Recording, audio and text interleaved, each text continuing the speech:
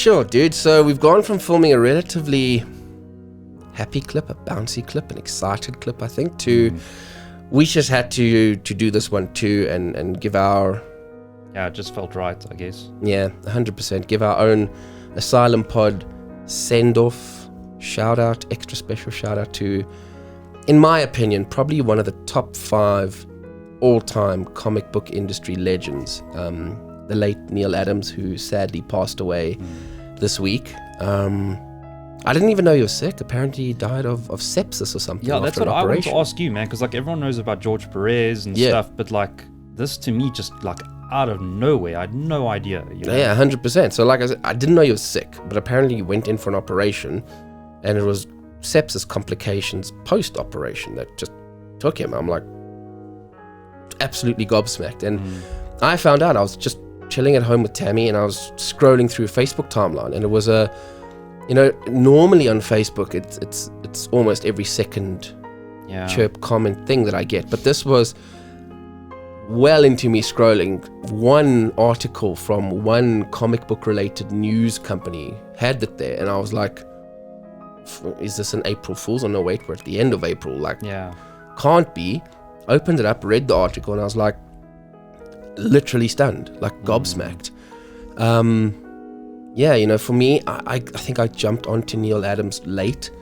I think probably the generation a little bit above us were more affay with his work and what he did, but especially how the transition of his art impacted, definitely changed things up. Definitely. I mean, before Neal, there was a certain way comics were done, and I think with him coming onto the scene, I think he was just a rule breaker or boundary pusher. It was in his nature. And that's what he did in his artwork. I mean, redefined Batman and made you believe Batman was a master of all forms of combat, the way he would draw his fight scenes and motion and everything. I think he was a master of human anatomy. It just always looked right. Nothing looked wrong or out of proportion or anything like that. He was just bang on proper student of art.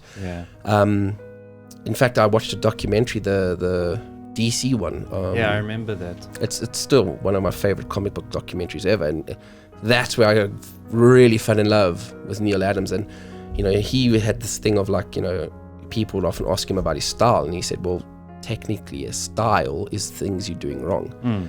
If you didn't have a style, you would do photorealistic artwork, and no one could question you on it. But anyone who supposedly has a style, like him, like Bill Sienkiewicz or whatever, they're doing the art different and or wrong, and not photorealistically. I mean, a good and bad example is Rob Liefeld, man, with his not being able to draw feet and stuff. Yeah, exactly, 100%. And in the same documentary, Neal Adams, like I think it was his last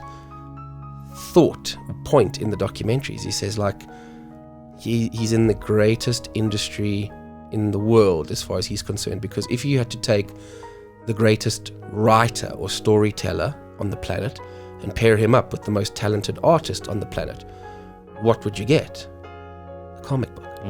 And that was his like last thought, and I was like, that just made what we do, what we love, so much more special for me, the way he just summed it up. You know, when you take a really talented storyteller and you pair him with a really talented artist, you get this unique piece of art, story, whatever you want to call it, this unique piece that really stands above everything else because of its visual and written like sort of amalgamation. Actually, we're doing this video, it's making me feel guilty because I have my Neal Adams Dead Man omnibus there, and it's still wrapped.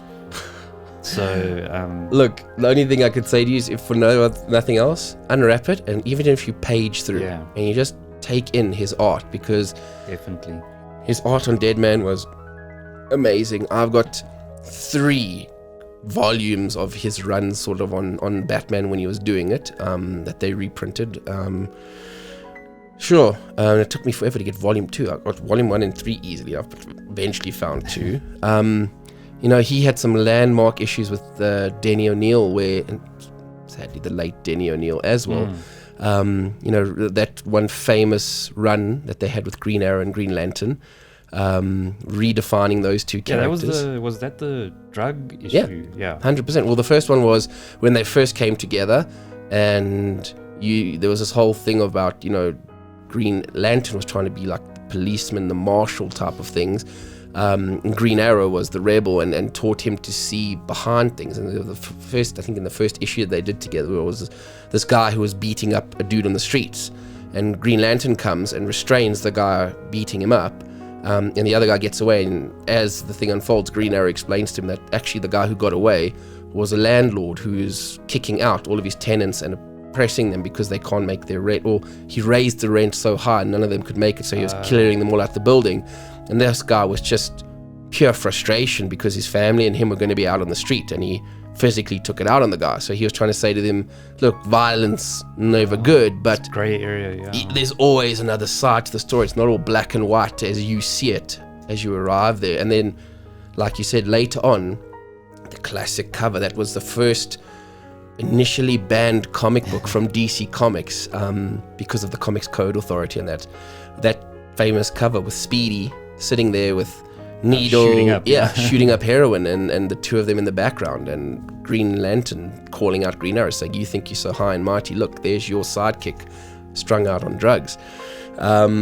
Very controversial. It was a delayed printing because it was banned, and then DC had to remove all Comics Code Authority things or whatever, and had to actually print like a cautionary age restricted warning inside there to say, parents beware, let the buyer beware that what's about to happen, or what story we're going to tell is of that controversial nature. So man, let's not even talk about his fights for comic book artist and writer rights. His famous thing was he was completely crushed when he found out about what happened to Schuster and Siegel. Yeah, they also talk about in that documentary. Yeah. 100%. And then off the back of that and him not being able to do anything, he took it upon himself and then got a few other guys to band with him, and they literally represented the Kirby family and tried to get them, A, the recognition he deserved for what he did at Marvel and DC, and then B, try and get those companies to give the family something that Jack had passed, because they literally weren't getting any royalties, they weren't making anything, and he would fight to make sure that the family would be looked after to a degree by those companies because of all the work Jack did for them, kind of thing. So he was again pushing back against the authorities and all of that stuff, but for the right reasons, I always felt. And it's interesting, dude, because I think it's in that documentary, like where we all saw, recent photos of Neal Adams, but if you look at him younger, you can kind of see the rebel in him, like that fire. So, definitely. And I could relate to that, like sort of like punk rock vibe. Sorry. 100%. And I think as he got older, I know he retired from comics for a while, and then recently came back, and he came back and it was like he'd never left. I mean, the art was still on point. It was amazing. I think his influence over new up-and-coming artists and writers coming into the industry, apparently he could go and talk to him at Comic Cons and would make time for these people. And I think that's cool. I think every industry needs that. I think everyone needs mentor or father type figures that definitely would happily impart their experience onto you, help guide you, give you advice, those kinds of things, because they're just passionate about what they do. So sad, real loss, I think. For sure, definitely, no question. So thoughts go out to the family, Neal Adams and that, and may he truly rest in peace.